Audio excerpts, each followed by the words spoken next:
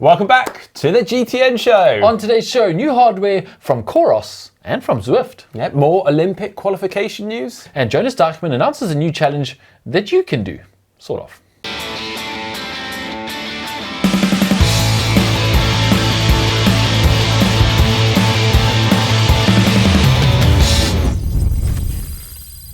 All right, did you see this last week, Mark? New challenge by Jonas Deichmann. No. And Challenge Family. I didn't. Well, they've announced, if you're not familiar, Jonas Deichmann is doing 120 iron distances in 120 days, competing with Sean Conway's 105. He's doing it on the Challenge Roth course, sort of, except the swim he's doing in the lake because he can't close off the canal every day. But he's on day 40, I think, now. And he's just announced, together with Felix Veldschaffer from Roth, that you can get your own entry into Challenge Roth in 2025. All you have to do is do Challenge Roth 2024, and then the day after, do Jonas Deichmann's next iron distance, because he's got another one the next day, and then you get priority entry into next year's Challenge Roth. Holy moly. They're calling it the lactate flushing challenge, I think, lactate clearance challenge, where you clear the lactate from doing a full distance race. You'll do that. Yeah. And some. Although, I'm pretty sure that if you're on site at Roth, you can just stand in line the following day and get an entry for 2025. That sounds like a much easier. You definitely have to stand in line for less long than it would take to do an entire Ironman with Jonas Deichmann. Fair play, though. I mean, if anyone does do it, I mean, I hope they get a lot of shout outs. I mean, that's pretty cool. That would be pretty cool. I mean, how many people do you think you're going to get signed up? It could be. There's like 3,000 people doing Challenge Roth. You could easily get another 100 crazy people who are like, I'll give it a crack. These are triathletes after all. See what it's really like for Jonas Deichmann doing 120 and 120 days. I'll go the next day and try another one. How often did you tempting. Well, you are there. No, James. I'm not doing it on the day, so I'm sorry, I'm out this time. All right. Maybe next year. Okay, anyway, talking of Roth, the infamous finish line at Challenge Roth is being built as we speak, which is pretty cool. I mean, you've been around it many times and you've even gone across the line first there. I mean, it's pretty special. Well, it's a lot of building. That's why it started so early, because it's a big stadium that they build. And it's cool when it's full, and it is full every year. Really cool. But yeah, they started building that. As we said, Jonas Deichmann's finishing there every day. The actual finish line of Roth is there year-round. All the time. It's in that park. So if you're just doing a 10K run, you just dip for the line. Exactly. Yeah, you can practice finishing. Nice. Yeah. All right. Also, did you spot this? I'm sure you did over the weekend. Breaking news, gossip. Breaking the news, maybe. The Triathlon Hour put this up over the weekend. I'm not sure you can say breaking news. It definitely is gossip. Breaking at the moment. The gossip, yeah. We have heard this kind of story before. I mean, Kristian has expressed his interest in racing professional cycling and the talk of him potentially doing it after the Olympics. Jack Kelly from the Triathlon Hour, as part of this post, he says he did use AI to write it, but basically it's all written in first person though. It said, I've had it put to me that Kristian Blummenfelt is very close to signing a 3-year contract with World Tour cycling team J.K. Alula. Did AI have it put to him? I don't know. Apparently, it's just what it said in the comment. Anyway, as James has said, apparently he signed some contract with J.K. Alula team. He's been training in Andorra, which is where the team is based a lot of the time. The team has expressed interest in the Norwegian method of Kristian Gustav, Olav Alexander Blue, and his various other. I think this may be a case of be careful what news you believe from AI. Yeah, well, because until I hear from Kristian Blummenfelt himself and his team at Santara Tech, I am not going to believe it. I take that with a big pinch of salt. Bucket of salt, maybe. We'll wait and see. I mean, it would be pretty cool. Another cool post, got sent this over, last week. Will Smith, not the Will Smith. This is young lad Will Smith, came first in the under 20 category at Windsor, the Royal Windsor Triathlon. In doing so, he was flying the flag for GTN. Making that suit look good. he actually was racing us at the Castle Combe Duathlon. He did beat the GTN guys when we were with Cyan. He makes that suit look good. He probably makes it move a little faster than we do too, Mark, these days. Also, on a recent trip back from Zurich, I ended up watching this on Netflix. Under Paris, it's called. It is. I haven't seen this. Yeah, well, I will give you a bit of word of warning. It's probably not worth your time. Really? However, it's in like the top 5 or top 10 on Netflix. It is, because it's a shark attack. I mean, that always gets people's interest. Is this like Sharknado, where people watched it because it was so bad that it was good? Or like Snakes on a Plane. Do you remember that one? Yeah. So this is it's bad. Okay, but the reason I'm bringing it up is because it's all based around a triathlon in the Seine. Triathlon's made it big time. You know when triathlon's made it to a bad horror flick that triathlon's made it. I have told you not to watch it, but actually do go and watch it. And they start the triathlon sat down on a pontoon. I mean, there's all sorts of things. You'll just, as triathletes, go, oh no, what are they doing for our sport of triathlon? Yeah, it's how they portray triathlon that's going to be the problem with this movie, I think. Not the freshwater sharks or whatever else that is yeah. I'll give it a solid 1 out of 5 stars. Well, that's my viewing for this weekend sorted. Okay, now for the Tri news, and big bit of news that's kind of gone into the press of late here in the UK is around the water quality in the UK and in the rivers, streams, lakes, all coming down to the water companies. Now, are coming under intense scrutiny for where they're leaking and letting out sewage and various things like that. Now, going into the Royal Windsor Triathlon a couple of weeks ago, which obviously takes place in the River Thames, there was a lot of talk about the water quality. In fact, a lot of athletes were getting in touch with Human Race, who are the event organisers ahead of the event, asking for them to check the water quality. Now, fortunately, it turns out that around 35 athletes, roughly, and may even be more by now, after the event, got sick and just continued to get sicker and sicker. Nausea, vomiting, diarrhea, all the usual suspects.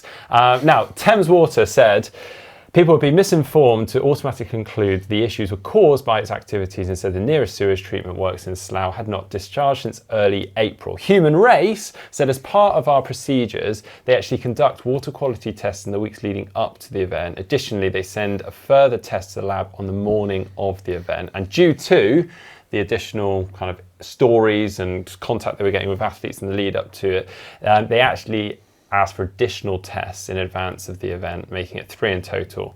Now, it's quite worrying. I mean, it has, as I said, it's hit the press quite a lot here in the UK of late, and again after this event. So, yeah. This feels a bit like something someone typed into an AI though and went, what are the hot topics at the moment? Oh, water quality in triathlons, think Paris, and water quality in the UK. Both of those things, put them in the one headline and everyone's going to click on it. I mean, let's be honest, out of 2,000 triathletes at a race, chances are you're going to get 35 people who used a porta potty and got sick the next day because those things are properly gross. Yeah. And it may not be the water at all. And as they say, that's probably within the normal guidelines of swimming in any river. I mean, there's swans and stuff in those rivers who are doing their deeds. 100%. I mean, they said this is the biggest the event has been since around 2018, and it's kind of proportionately in line with what they would expect and have had in previous events. However, I do feel for those people that clearly are feeling very unwell this past week or two, so obviously get well soon. And also we would like the water companies to stop pumping their poo into the rivers too. Okay, Olympic qualification. We've heard a few more teams been announced. Almost all of them, in fact, have been announced, although there are a few outstanding ones. We'll get to those in a minute. Let's just run through some of the teams that have been announced in the last week or so. Belgium, Martin van Riel, Claire Michel, the Hillegians and Jolien Vermeulen are on the Belgian team. We also had Sweden's Tilde Manson. Norway, Kristian Blummenfelt. No surprise there. Solveig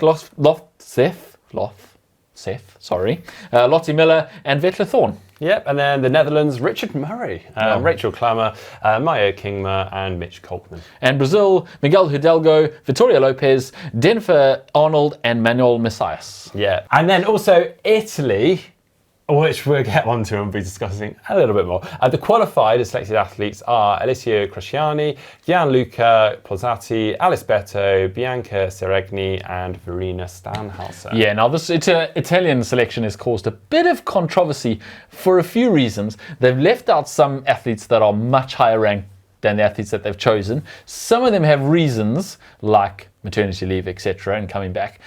Some of them not so much. And one of the ones that has really got people riled up is Ilaria Zane, who has been left off. And she actually went around doing World Cups because she was told to, and collected a whole bunch of points, to the point that Italy actually got that third spot for women. And it's pretty hard to get enough athletes in the top rankings to get 3 spots for women. She went around and did really well in all the World Cups, got her ranking right up, got that third spot, and then they probably didn't give it to her. And it's not gone over very well. And there's been all kinds of stuff in the media about corruption, and also potentially that there are these...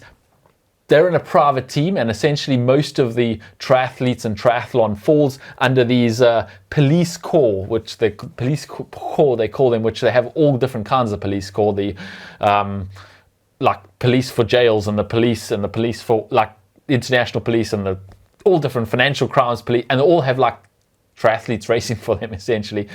And because they've gone onto a private team, they're going, this is why she's been left off, and people are really up in arms about it. Yeah, I bet. They're not alone, actually. I mean, they've taken the tact of announcing their team and then getting the fallback afterward, where there's a couple of other teams who've just taken the tact of not announcing anything. Yeah, so we have heard that a couple of nations are amidst court appeals at the moment. We could probably speculate who they are, given who hasn't announced yet. So yeah, we will hopefully be feeding back and updating very soon with the final. Yeah, some big teams though. New Zealand, Australia, and Great Britain have yet to announce their teams, with the Olympics only 6 weeks away. And Great Britain, for example, was supposed to have announced their team to the world on the 10th of June. We're now more than a week beyond that, and still heard absolutely nothing. Apparently there's been some kind of appeal. We're not entirely sure how you appeal a kind of a decision that is not based on any, like, no one achieved the criteria. So they can choose anyone, really. It's a board that decides it subjectively. So I don't know what they're appealing. But maybe it'll all come out in the next week or so. We are still waiting with bated breath to find out who will be representing Great Britain at the Olympics. And finally, we obviously have the Paralympic qualification. Obviously, their event takes place almost a month later, so they've got a slightly longer window to play with. So they've got another couple of weeks and a couple more events. So they've got Swansea and Montreal still to use as qualification. So yeah, there's still a lot of athletes obviously to select for that too. And finally, we have some competition winners. You might remember I went out to South Africa, did a video with Daniela Reef, where I trained with her, kind of against her, competed with her using the MUUVR app, where we got different points for each of our sessions. She did beat me. That's not really the point. But you could do the same challenge, a 5-day challenge on the MUUVR app, where you did 5 exercises in a row in 5 days, and you would then be entered into the competition to win some pretty cool prizes. And we have the winners now announced by MUUVR. Oliver Beasley won a pair of Hokers. Guillaume Serodin won a signed trash suit from Q36.5, signed by Daniela, of course, not signed by me. And Jessica Morandor won a Q36.5 jersey. So congratulations to all of them, and thanks again to MUUVR for sending me out to train with Daniela in South Africa. It was a lot of fun, if a bit painful. Now it's time for What the Tech, and this time we have some pretty cool new tech, welcoming a brand new bike computer to the world, the new Coros Dura. Yeah, this is pretty exciting. First off, let's take a look, right? So, grab this out. So, here it is. Pretty cool. Quite a nice design, isn't it? Quite sleek, angular design. It's got this dial on the side, and you'll notice, see there, above the screen, we've got a little area, and that's for solar panels. Yeah, they say that for every hour of riding in the sun, which may be difficult to find here in the UK, even in the middle of summer, you will get 2 hours of additional battery life, which basically means you will never have to charge your by computer again, if you do generally ride in the sun, which we don't here in the UK. But even without that solar charging, 120 hours of ride time on the battery. I think this is calling for some adventures and challenges. Let's Does see if we can drain the battery. That is on this the thing. immediate place your mind goes when they say you can't kill this battery. Is like, oh wait, Oh, they haven't met us here at GTN. or a UK winter for that matter. It has dual frequency GPS, Bluetooth and Plus, and of course, you do also get the free access to the Coros Training Hub, which is a pretty cool feature. We actually already have access to it because of our Coros watches, and it's kind of like the perfect training hub for analyzing all of your data, all of your training metrics, and also your rest of your life metrics, your sleep and everything. So put that into it now, and you've got pretty much the whole infrastructure to analyze your training. It is really quite impressive considering it's free once you've got your product. I mean, Any Coros product, you get a free training hub. Yeah. Really cool. This is available for $249. Is available now. It's out. As of yesterday, it's available. Yeah, we've got another new product, and this time comes from Zwift. It's called the Zwift Ride. Yeah, the Zwift Ride is a bike for indoors, a smart bike, essentially. Think like the Wahoo Ride or the Wahoo Bike, but it's kind of a pared down version. It looks like a bike frame without a front wheel that you mount onto a direct drive trainer, although initially it only mounts onto the Wahoo Kicker Core, which comes with the Zwift Ride package, all as one thing. They say you should be able to, in future, put it onto any direct drive trainer, but we don't know when that's going to happen, or which trainers will be able to go on, or how much that'll cost. Right now, it's a full package. You have to buy the whole package. The only thing you need to do is put your own pedals on, and you're ready to ride indoors. It comes attached to a Wahoo Kicker Core Zwift 1, which is basically the one that doesn't have a cassette. It has that one cassette. And it's got display controls built into it, so you can control your ride directly from the Zwift controls. And it costs £1,299. With the trainer? The trainer's included. That's the whole package. Okay. Yeah. But that does beg the question that maybe you're better off just buying a bike on eBay and putting it on your trainer indoors. It's an interesting one, isn't it? Because, obviously we're all worried about wear and tear of our bikes, particularly when we're on a turbo and working hard, if you're sweating over your lovely TT bike or road bike. So it makes sense, but you make also a very good point, James. So. It's a very cheap competitor to all the smart bikes out there, because they're all way more expensive than this. However, it isn't a complete smart bike, because you also need the Kicker Core attached to it. But then you may as well just buy a bike frame to put on your... I guess there's the versatility of the options. You've then got the trainer that then you could, should you want, pop your own bike on or your partner's bike on, and then you've got this purpose-built indoor bike that can stay there all the time. Yeah, and it's made for that job of sweating over and maybe easily adjustable and various things. So I kind of get it, like, We'll see how it goes. I've actually ridden on it already, and it does feel pretty cool, but I'm not sure it's any better than just putting a bike on a turbo. Well, we'll see. Time will tell. Spotted these a couple of weeks ago. Leaning, I think you pronounced the brand name as Leaning or Lining. They're coming out of all sorts. I'm always seeing prototypes from them, but these seem quite legit because they've had actually Kenyan runners running in them. A new pair of shoes. They almost have this like cutout right through. You see where he's up onto his forefoot. You can almost like see right through, and there's like a blade of sole beneath. And then I saw this as well. As I said, there's always prototypes coming from them. I don't know if it's the same shoe. It doesn't look quite the same. The Medium 5 Elite. Apparently these have been spotted on the Italian team, and they've been wearing them. Can we just go back to that first photo? Yes, I thought you might want to talk about I'm this. sorry, I couldn't even see the shoes. What are they wearing? They've got like arm sleeves in white and then running tights, I suppose you call them. And then what is coming up out of their button over their shoulders? I think it's like a mankini. I think it's called breathability. So they're probably a bit in like triathlon where they say you can't expose your sternum or your nipples, and so they've gone. We flexing the World Athletics rules. We'll just tape a bit of material here and around the back. There probably isn't a clause in the World Athletics rules that says you can't wear a mankini. Yeah. All right, moving on.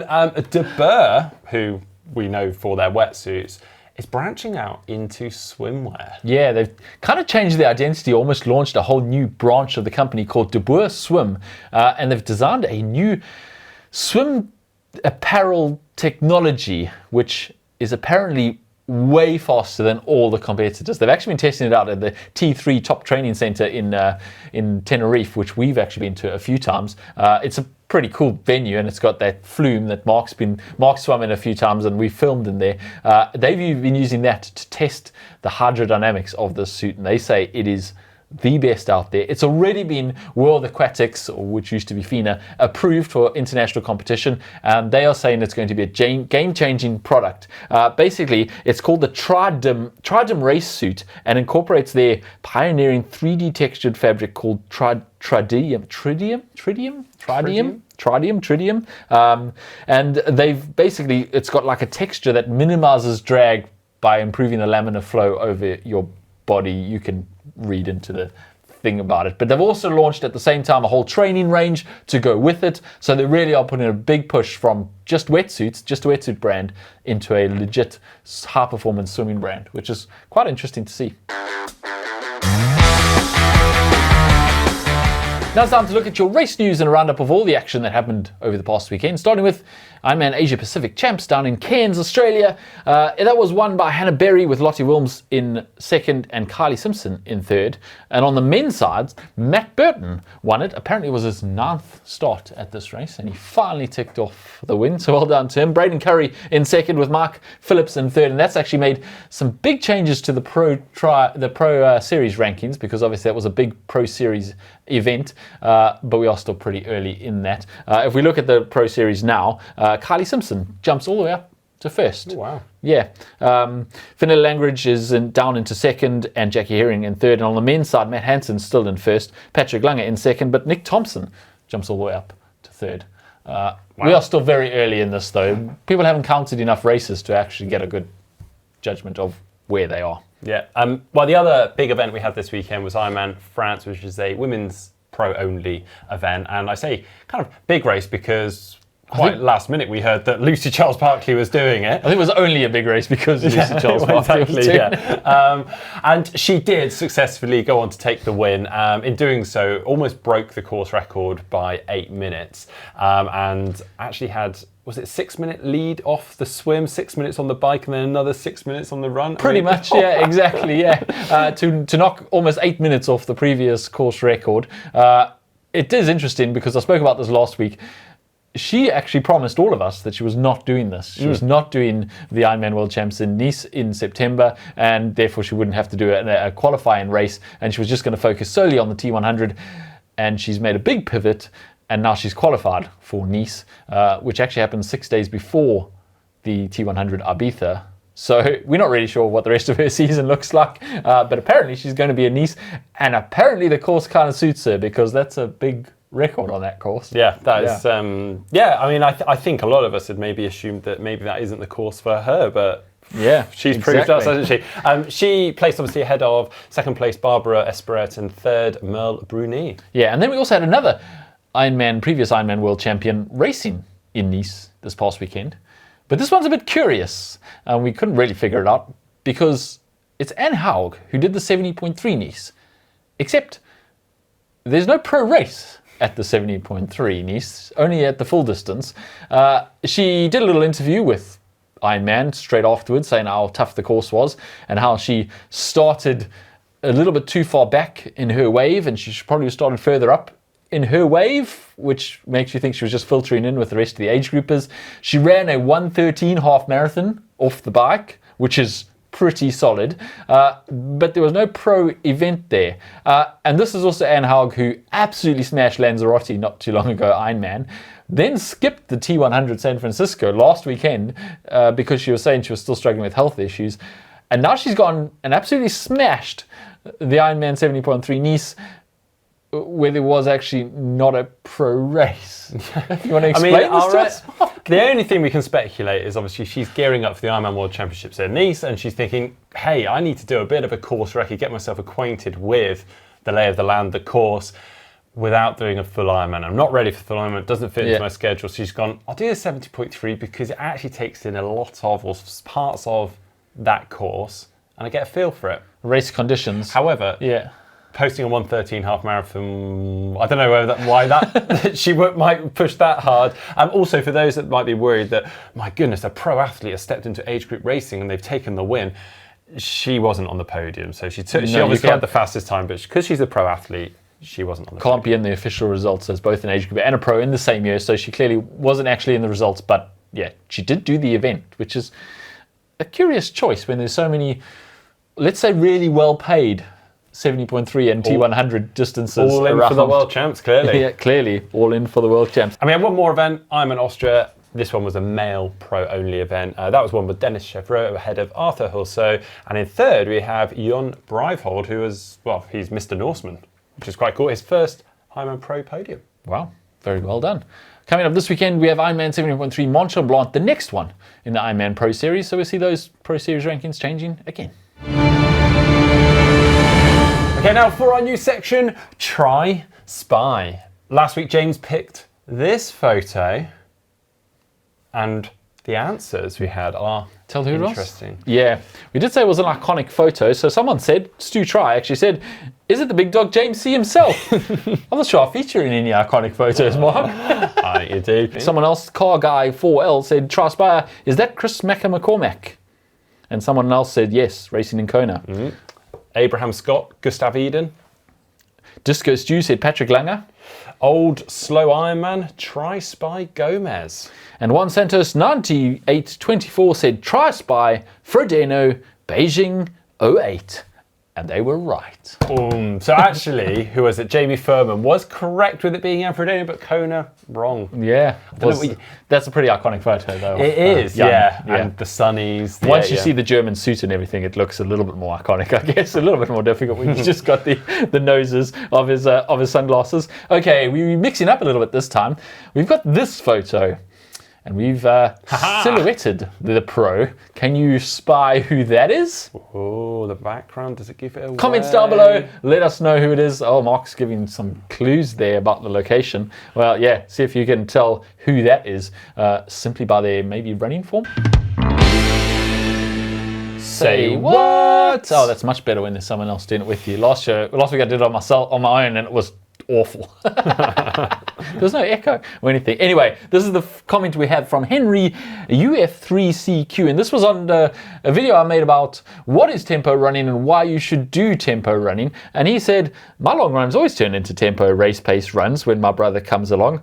I end up setting a PR in the 5K in a normal 10K run. Yeah, that sounds a bit familiar, and I'm not sure we needed to make that video because it sounds like most people end up doing tempo runs pretty much every other run. Well, I was amazed at how many people, every run is a tempo, I just can't slow myself down. I thought we were just explaining and helping people for the odd run that they want to run at tempo, not. It looks like we might have to go back to making videos about what is zone 2, Mark.